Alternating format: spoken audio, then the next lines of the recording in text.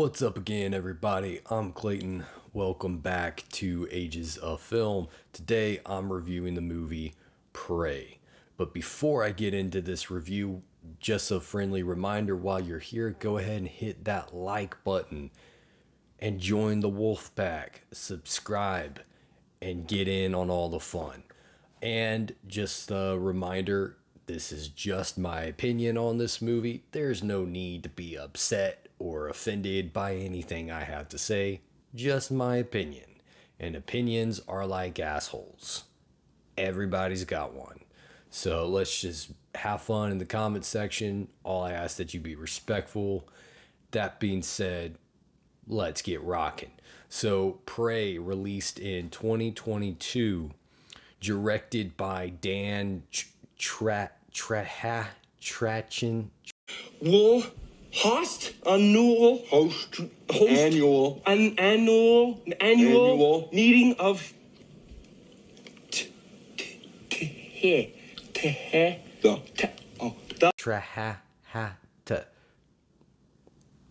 Yeah, I'm not gonna. Yeah. What's up with all these weird ass names, man? That's what I want to know. Who picked these names? Who picked these last names, dude? Why can't you just be something that everyone can pronounce? White or Mason or so, I don't know. Pick something easy. Anyways, starting with the positives, moving into the negatives. You guys know the deal. So I did see this movie in theaters in 2022. Really liked it. I thought it was very entertaining. There's a lot of stuff I do like about it, and I do think it still holds up upon rewatch and multiple viewings.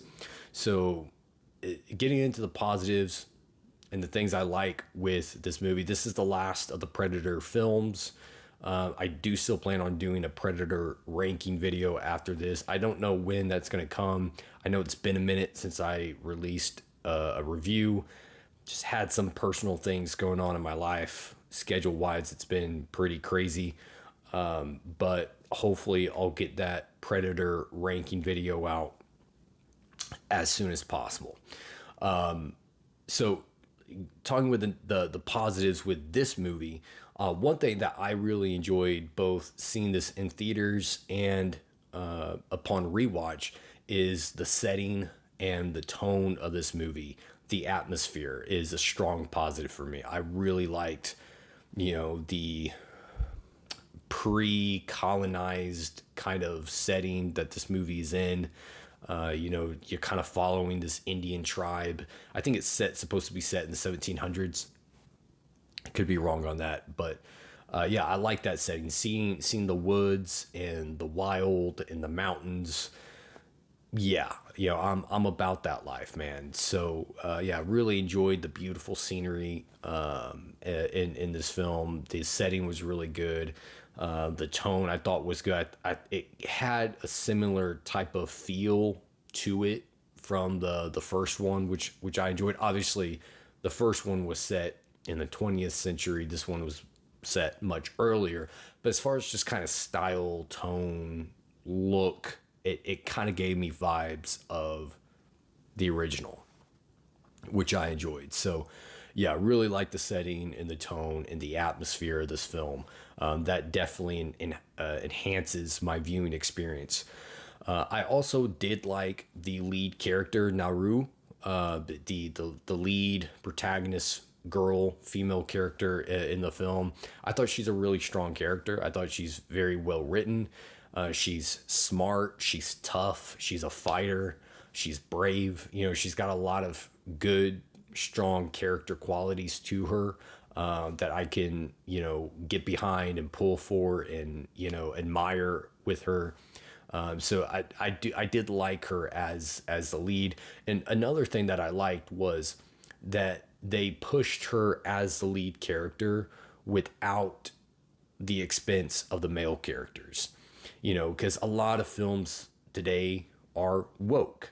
They have this political agenda of, women power and pushing the female characters as the lead characters while degrading the male characters and making them out to be stupid, incompetent dumbasses that can't do anything, are useless, or are bad or evil or whatever. Like, there's a very clear agenda in a lot of movies of the modern era that push that kind of agenda.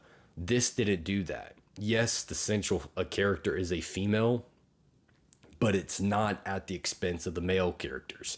The male characters here are still good characters. They're also tough. They're also fighters. They're also warriors.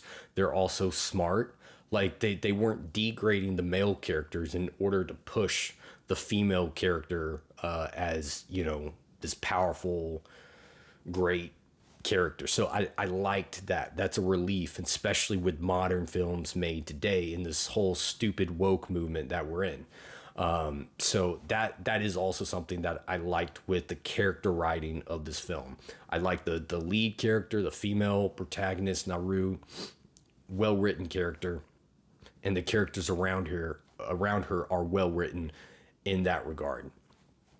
I also did like the story of, you know, following this Indian tribe that is being hunted down by this predator, obviously. And, you know, there's conflict and there's turmoil within the tribe and with some of the family and friendships that are going on. You see stuff that families and society experience today, they were also experiencing in that time in the 1700s. You know, we're all human beings, and it's just, it can be kind of refreshing to see that we're not the only ones dealing with a lot of stuff that we're dealing with today, that human beings have been dealing with kind of conflict amongst each other for centuries and centuries and centuries. And it also makes the story more relatable. I think it makes the characters more relatable. You can kind of sympathize with certain characters along the way because maybe you've been there, maybe you've had a similar type of conflict or tension with a family member or with a friend. And, you know, I liked the way that they told the story in this film. I thought was effective and did enhance my viewing experience with the film. I liked the cinematography. I thought it was very well shot, had a very beautiful aesthetic to it that I enjoyed looking at, viewing. It was very pleasant to the eyes. I thought the color patterns were good. The lighting on the colors was well lit. The way that they shot the greens and the browns, I thought was a very aesthetically pleasing to the eye, and was well shot. So I did like the cinematography and the sound. The sound effects I thought was also really well handled. So that was a positive. I liked the score with this film. The score I thought did its job. It kind of enhanced some of those feelings that they were trying to get from their audience member in this movie. And to me, I've always said that's what makes a good movie score, a score that does its job for the movie, not necessarily just a score that you like listening to on the side or that sounds pretty. Does it fit the film? Does it enhance the viewing experience, the emotional experience that you're supposed to get from the film? That's a good movie score. And to me, I thought this score did that. So that was another positive for me. Moving into the negatives with the film, and there are still a few negatives that I did have with this movie.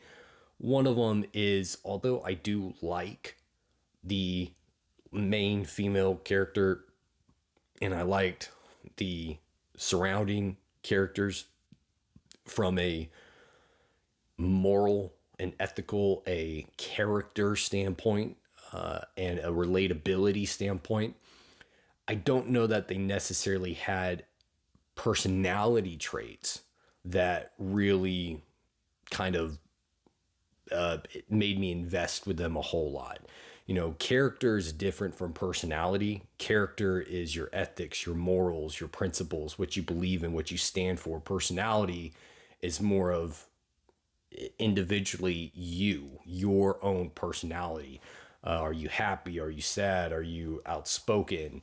Are you quiet? Are you reserved? Are you angry? You know, that like personality. And I felt like these characters didn't necessarily do anything for me as far as like personality wise. A lot of them are very similar, kind of carry that stoic type of presence to them. Not bad. It's just there are other movies like the first Predator movie where those personalities of those characters are much more entertaining. They're large. They're very charismatic, and you know it makes it a more enjoyable and entertaining experience when you're hanging out with characters that have personalities that either entertain you, intrigue you, maybe there's something about them that's mysterious and you like that mystique about them. These characters I just felt like didn't really have anything in their personality that makes me want to come back and visit them often. You know, in a rewatch from a rewatch kind of standpoint. Like, there's a lot that I like with this movie, but the characters in it, they don't stick with me. I don't think about these characters every day. I don't think about these characters unless I'm thinking about this movie. So for me, that's something that does kind of weigh the film down a little bit. Is the lack of any personalities in this film that make me want to come back and watch it often. Another kind of negative for me is the kind of the fear factor of the Predator, and this kind of goes in with the kills as well. There were a lot of kills in this movie, but a lot of them were animal kills, and I mean, obviously there were a number of human kills as well, but I felt like they didn't quite shoot the kills in a way that focused on the kills specifically. And I feel like when you're making a horror movie that is, you know, has a big focus on kills, you need to kind of give a strong focus on those kills. And you know, because that's one of the things that the Predator franchise is known for, are the kills. You know, this is a predator alien species that hunts and kills everything in its path. So that should be a point of emphasis with the movie, is the kills and how it kills, and focusing on giving you gnarly kills in the film. I feel like this movie were, you know, they weren't too focused on the kills. They were just kind of like, here's a kill, here's a kill, here's a kill, and it was just moving past the kills without actually like setting up a kill and then paying it off and focusing on the horror of that kill. But that's a big part of the Predator, the Predator species and the Predator franchise, are those gnarly kills and the brutality and the visceral kind of horror of those kills. And I feel like this lacked that a little bit.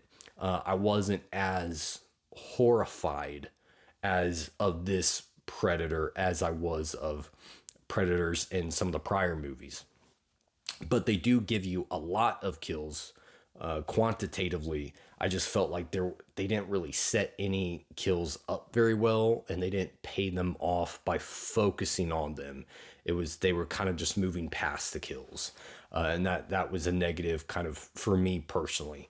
And then some of the visual effects, I don't think the visual effects look bad necessarily, but what's an issue for me with CGI, when you're using like CGI computer graphics of animals, but it's also being set around humans and practical surroundings, it kind of takes me out of those scenes. You know, when Naru is being chased by the lion or the bear, or, you know, some of these other animals in the film, I can tell they're CGI. I can tell their animation. I can tell they're, you know, computer made. They're not real. Obviously, you know, they wouldn't be real for those scenes, but it also kind of removes me, because I don't feel the tension that I would had that been a real animal, like in Gladiator, when the tiger comes out from the Colosseum and attacks Maximus, that was a real tiger. Though they used real tigers for that film, you feel that tension in that scene in Gladiator when they're using a real tiger. You can tell it's a real tiger, and it builds and it feeds that tension that you need to feel for that scene. In this one, when you can tell and you know that the animals are fake, you can tell that they're CGI, it just doesn't have that tension building effect for me personally that it would had it been real animals. So yeah, some of the visual effects there just didn't carry the effects, the emotional effect for me that I would have liked them to. And then I wasn't that big on the Predator design. I feel like this is probably one of, if not the weakest Predator design of the franchise. I just felt that it looked more human than Predator or Alien. Like in most of the prior films, they're humanoid. They're bipedal humanoid type of creatures, but you can tell they have a different physical presence than humans do. This one looked more human, just disguising himself or dressing up as a creature. And I wasn't that big on that design personally. It wasn't necessarily a bad design. I didn't like it as much as the Predator design from some of the other films. So that would kind of be my one other negative for this film. Overall, though, this is a great film. I do really enjoy it. I love this movie. I think it's definitely one of the best in the Predator franchise. My overall rating here would be a 4 out of 5. So there you go. 4-star film for Prey from 2022.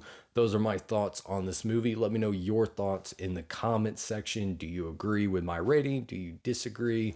Let me know anything and everything in the comments section. Thank you guys for tuning in. And until next time, kick it and rock on.